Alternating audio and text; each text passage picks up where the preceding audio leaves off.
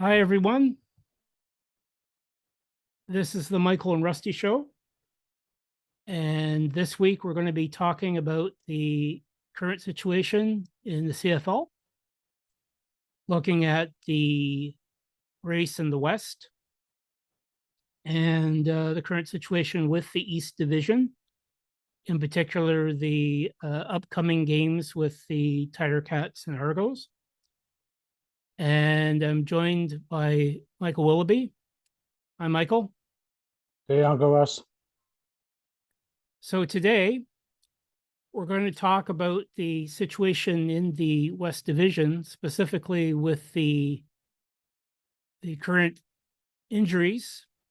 We have injuries with quarterbacks in Saskatchewan and in BC, as well as the change in starters in Calgary. So we'll see how we go with that. Starting with British Columbia, BC has had an outstanding record this year. They're 8-1. Their quarterback, Nathan Rourke, has had an amazing season. He was on pace for over 6,000 yards throwing the ball. Unfortunately, though, he suffered a Lisfranc foot sprain in the game with Saskatchewan on Sunday. And he recently had surgery on that particular injury, and the prediction is that he will not be available until at least late October. There is a good chance, though, he may miss the entire rest of the season because Lisfranc operations are not always guaranteed to be quick in terms of recovery. So let's start with that situation. Michael, what's your thoughts on Nathan Rourke's situation and his season so far? Well, it's incredibly bad timing for the BC Lions and let alone Nathan Rourke. Like you mentioned, that Nathan Rourke is having an excellent season. And to many of us fans indicated that Nathan Rourke has had an MVP season or MVP.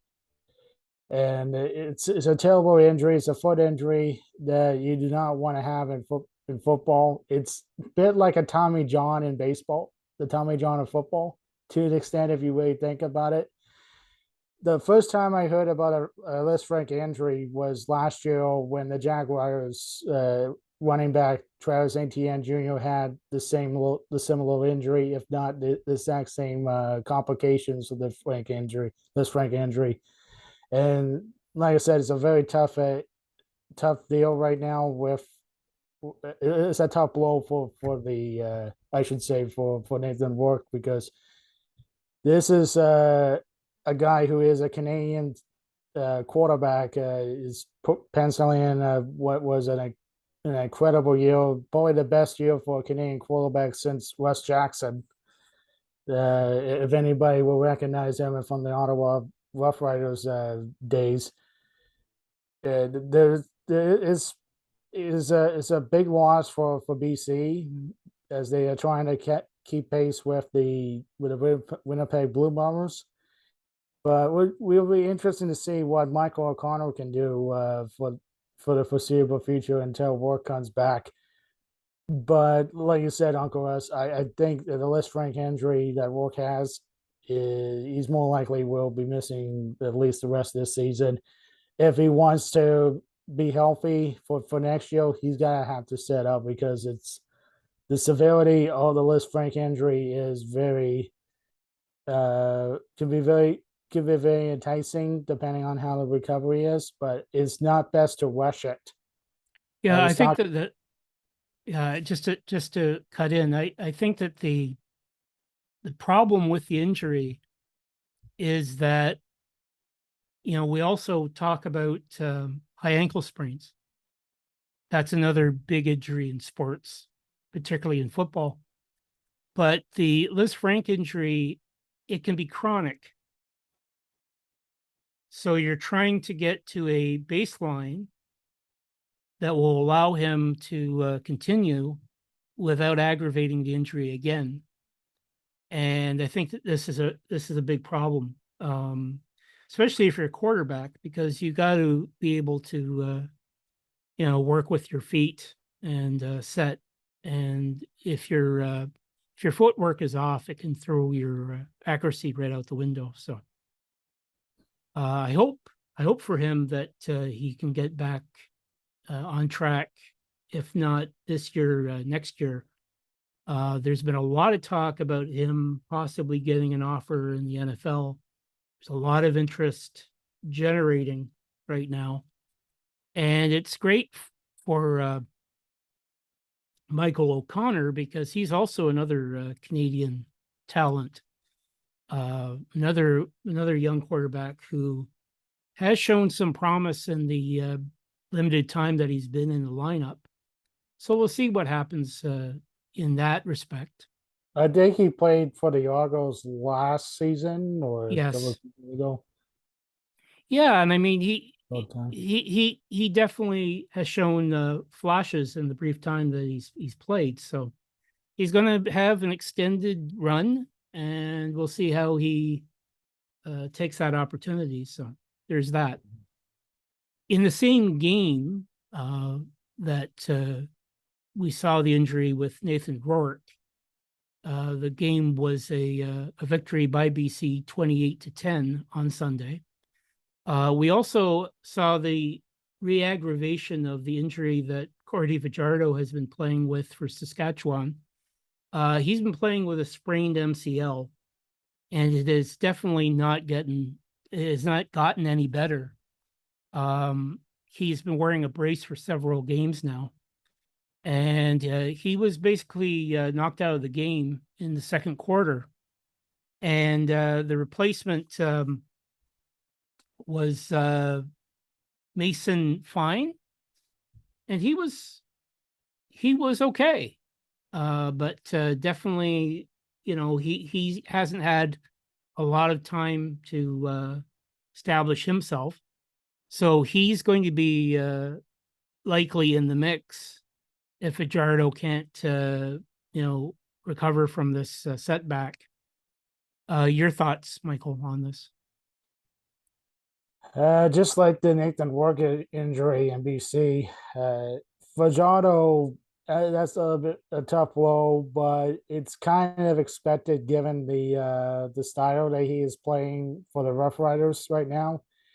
It's it it's another tough blow for that West Division foe who is also trying to keep up in good graces with Calgary, BC, and Winnipeg in the division playoff race.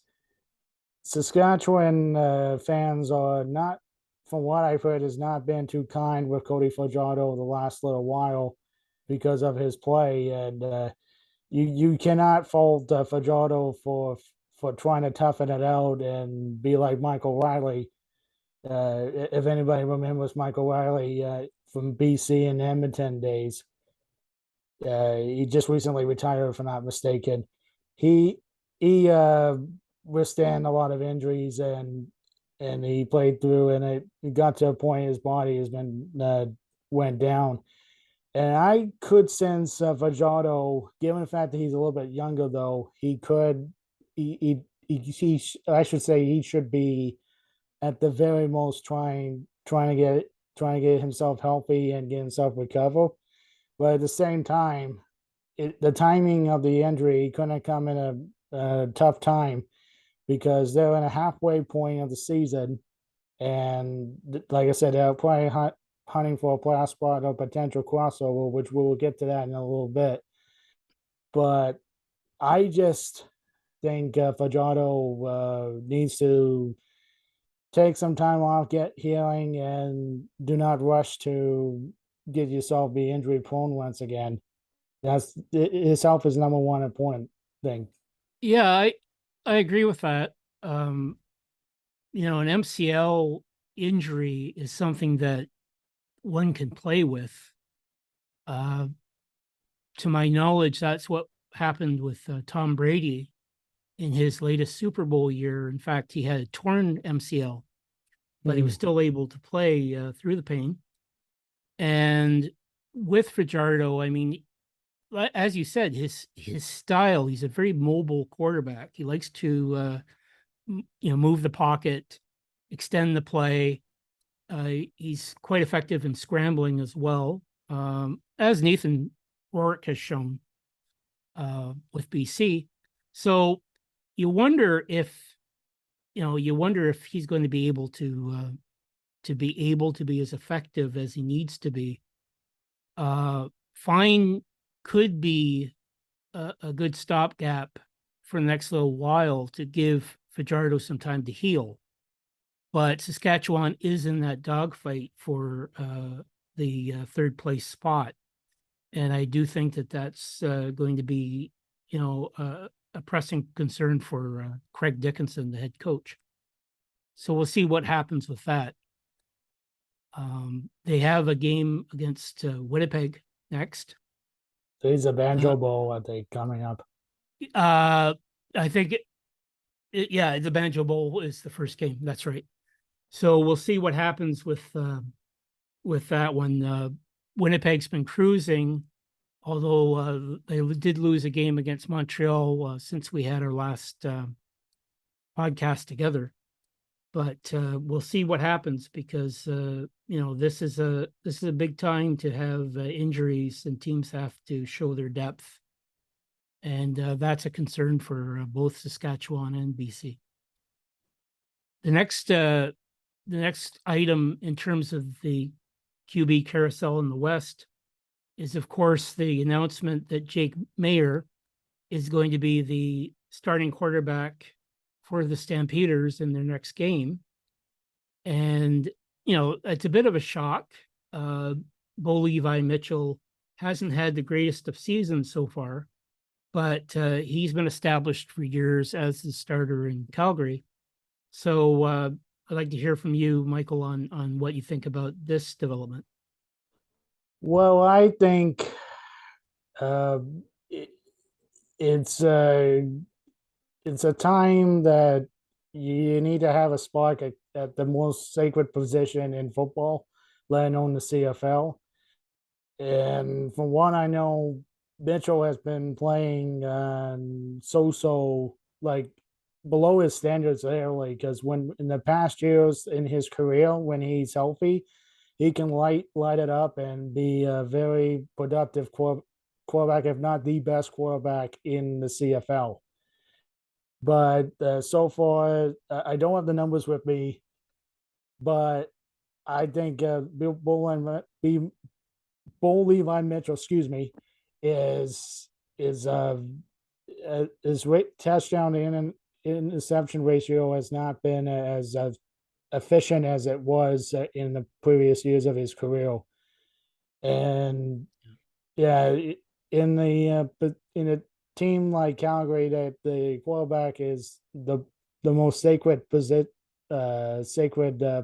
player in the franchise. If you go back to the days of Doug Flutie, Jeff Garcia, then on the head coach currently Dickinson. Dave Dickinson, yeah. Dave Dickinson, thank you. You need to have a solid quarterback play, and I guess Mitchell must have lost a step or so. We'll see. He's been forcing a lot of balls. I don't know what it is, if it's an ongoing arm issue. There's something that's causing him not to have the same ability to throw deep as he's had in the past. And he's been throwing a lot more jump balls over the course of the season, I think, than I've been used to seeing. So I'm not sure what exactly it is, but he's definitely not being as careful with the ball. He threw 2 interceptions before he was pulled in the last game. So, there is a sense that Dave Dickinson wants to shuffle the deck a bit and see if Jake Maier will, give the team a spark. Maier has had very good games in the brief sample that he's played. And he definitely, if he gets the opportunity, can show progress. He's going to get his opportunity, I think, because it is a very high bar in Calgary historically in terms of quarterback play, as you've talked about. So that will be interesting to see, because they are in the same dogfight as we've talked about with Saskatchewan and BC. Those three teams are fighting for those playoff positions 1 through 4 with the crossover. So, we'll see what happens with that. I think Winnipeg is pretty much the class of the West. And it's going to be very, oh yes, indeed. I think it's going to be very hard for any team in the West to catch them in terms of the race for first place. But we'll see how that turns out. So that's the situation in the West. We have 3 teams, and they definitely have quarterback issues in each case. Edmonton, they are they're at let's see, 3-7 right now, and they're not in a position to compete for the 4th place spot. So we'll see what happens with Edmonton. But as we talked about on an earlier podcast, it is a rebuilding situation, I think, with Edmonton. Mm-hmm. But let's switch to the East, because the East is in a really, I don't know if we can call it a rare state.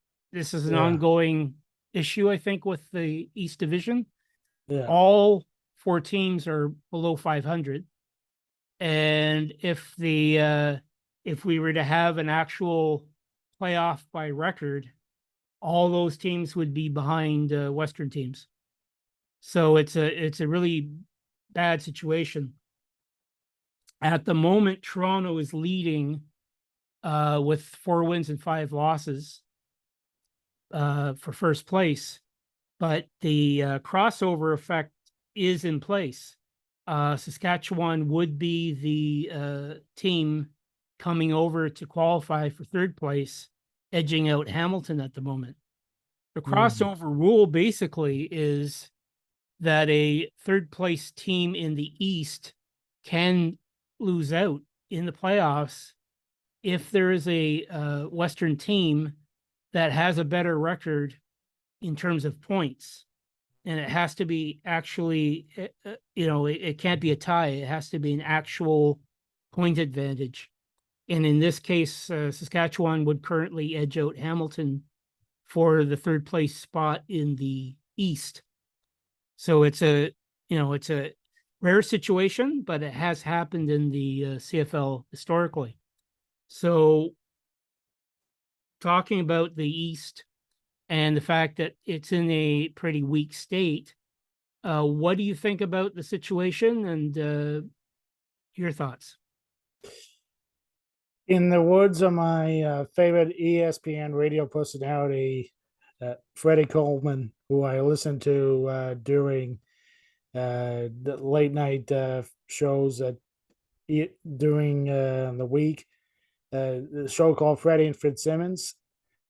He said about in the NFL there was a division called the NFC East, and he often said NFC Least. Well, apparently I think I can borrow him and hope if he listens to it, if he listens or watches this episode, I hope there will be like a loyalty or something, but that loyalty is really happening. But I will say the CFL East is the CFL least, because none of the teams in the East Division, even Hamilton, we're probably going to mention it in a minute or so, that none of the teams are very, very good. Toronto, you can make a case of McLeod, Bethel, Thompson, and losing I believe it was Harris, I believe, Yeah. to a season-ending injury. They're the only good team that they have in the East. Montreal has been like a hit and miss kind of thing, and they're going to probably survive in the East, last place in the last playoff spot in the East. And Hamilton, just for a brief snippet, I don't think they're going to go in the playoffs. I think there's a foregone conclusion that they need to adjust how they operate as a team, letting on the coaching personnel. That's my 2 cents. And Ottawa is the unfortunate case of bad luck. Jeremiah Masoli going down for most, if not rest of the season. Heinous injury earlier this season by Moreno of the Rough Riders.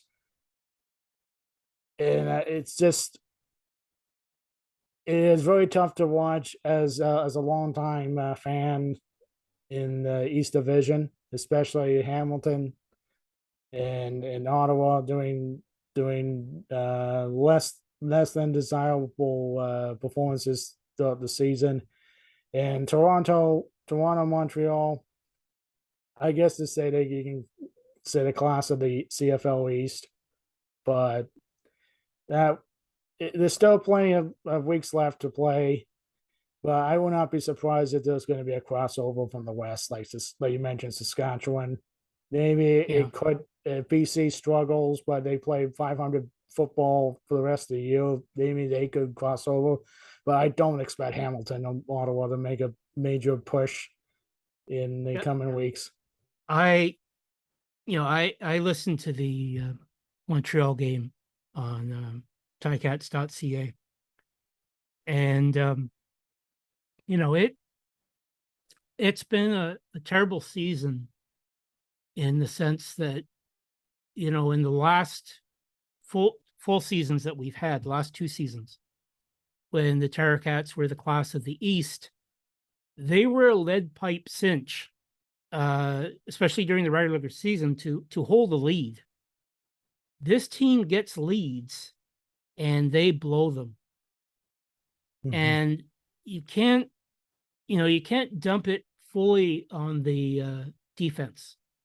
Although I do think it's safe to say that the defense has faltered a bit. They're not as consistent in terms of stopping the run. You have really inconsistent play on offense. It's the problem is with the Addison injury earlier, and Braylon Addison out for the season with an Achilles injury. They really have had problems getting consistent play, with the exception perhaps of Tim White, I'd say. Game to game, being able to get guys consistently open. They don't have a possession receiver like Luke Tasker, who's retired. They don't seem to have enough consistency to not have drives that can go the length of the field. They rely on the big play too much. And I've been disappointed with Dane Evans. I think he's made many bad decisions with the ball, both fumbling and in terms of interceptions. Schulz is a decent backup, but I don't see him as the full-time solution as a starter. They might be in a situation where they have to rely on a platoon, but that's not ideal at all. No. And they really have to get a win streak going. These upcoming games with Toronto next weekend on Labor Day. This is going to be the big decision in terms of the season and what direction that they decide to take in terms of if they do decide to, shuffle personnel on both sides of the ball. Because Yeah, it's been bad. sorry, four in the last 5 weeks, including this game coming up on I believe Friday and Labor Day. That's 4 games between Hamilton and Toronto in a span of 5 weeks. And Hamilton so far, I think the record they lost to they split against Toronto, I believe. And I went to the game in BMO a few weeks back, and Right. obviously Hamilton's always the Tiger Cats fans. They always have the the advantage when it comes to the BMO field situation where the Argos are playing at. It's a neutral site. It's like a second home to the Tiger Cats. But yeah, based on Danny Evans, I get the fact that he's taking responsibility of this, and I commend him for that. But you can talk the talk, but you have to walk the walk and prove you're the best. And you have to do what's best for the team. And Schultz is a good package runner in QB. He has made a few good runs, especially when he played in against Toronto in BMO when I was there. But Schultz is a alternative solution, but not like a long-term solution, like you said. Yeah. And one quick other thing about the Tiger Cats, since we were at the agenda here, the Tiger Cats offensive line has been a turnstile at best. A turnstile, like they have not. The one thing Orlando Style and the Tiger Cat staff, I should say the brain trust, hasn't got corrected is the consistency of the offensive line. Yeah. That it's not entirely at the fault of Evans and Schultz, but even though with that, you just think about Evans being a very yeah, he's got to play better. He has to play better. There's still time left in the season. I hope I'm wrong, but after that BMO game, I just concluded that Hamilton wasn't going to go anywhere. They're just like going to be setting the stage of what is going to happen for next year, because they're hosting the Grey Cup next year. Yeah. And I bet you, as of right now, barring a glorious run going forward in the second half of the year, starting on Labor Day, Hamilton's got to have a lot of changes, both on the coaching personnel and as a team as a whole. The only great thing about the Tiger Cats is the defense. The defense have been playing pretty good, but the fact of the matter remains is this: the defense can't always be playing both sides, and let alone the fact that they can't always be on the field an extended period of time when you have an inept offense has been like going 2 and out, 1 out, 2 and out, and even turnover this, turnover that. You just can't win. There isn't a rhythm. And like I'm wondering, and I don't know, I don't follow the team as closely as you do. Being based in Montreal, I tend to look at the Alouettes and other situations as well. But I do think that just as an observation, Jake Burt was drafted first last year, and he really hasn't played a lot. No. And I feel that like they've tried to use him in a fullback capacity. He's the type of guy that if he's healthy, because that's been an issue, when he's healthy, he could be that guy who becomes a good possession receiver for them if they put him in the slot. his size is such that he can cause mismatches, and they need something like that because I'm frustrated. This team is not good enough to just have guys run four verticals and chuck it and pray. Mm-hmm.